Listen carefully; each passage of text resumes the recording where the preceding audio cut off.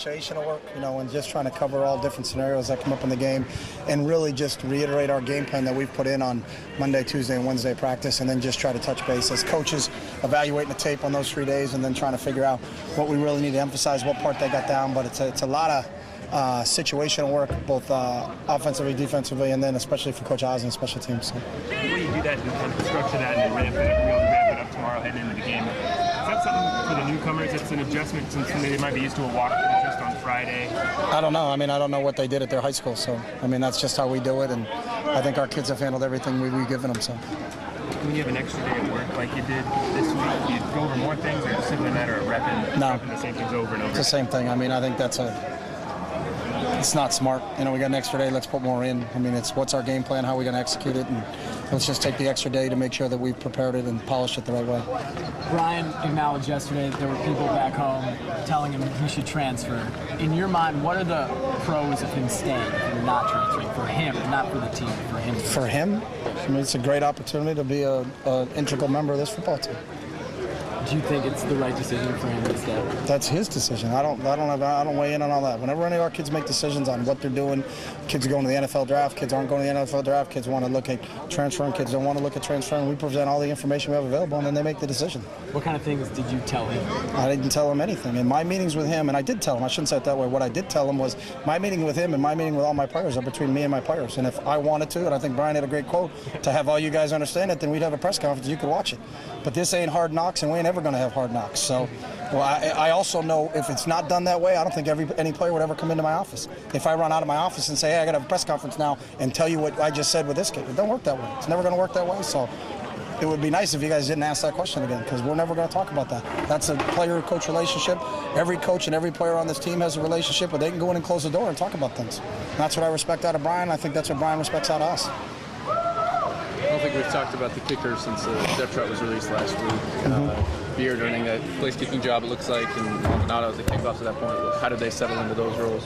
Just competition through the same exact as every other position on this team, whether it's us choosing a third receiver, us choosing who's in the rotation on the D-line, us choosing who's a quarterback, us choosing who's the running backs are. It's the same thing. They've had a heated competition that started last spring just like everybody else, and through the evaluation that Coach Oz determined, and a lot of it in that position, how you kick every day, where we are with it, is felt going into the first game, Robbie gives us the best chance in field goal opportunities, and Alejandro gives us the best chance in kickoff opportunities. So we use the same process for every position on this team. So. Is there a sense of wanting to limit Rob's leg swing?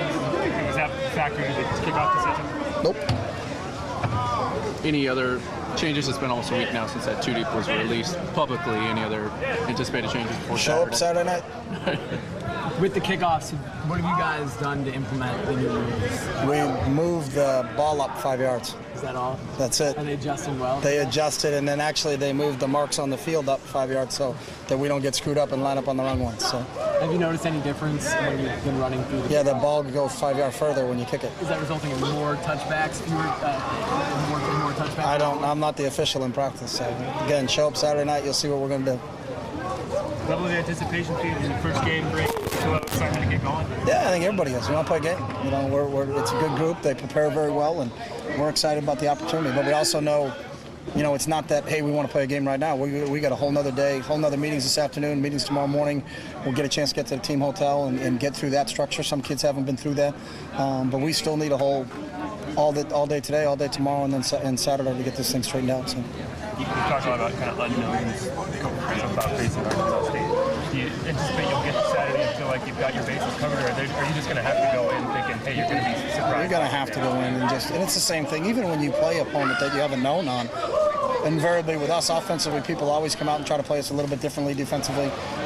That's just the nature of the beast, and that's what happens. Just because someone has done something in the past doesn't mean that they're obligated to do that again in the future. And that's what happens when, you can have a plan going in, but they got a plan too, and it's who can make the adjustments off of those plans in terms of where this whole thing falls, and I don't know if there's ever been one time where you've been 100%. That's exactly what they thought they were going to do. They did it the same exact way, and we did this, and this. There's always a little adjustment that goes on, but you hoped you covered those adjustments in your preparation that week. So.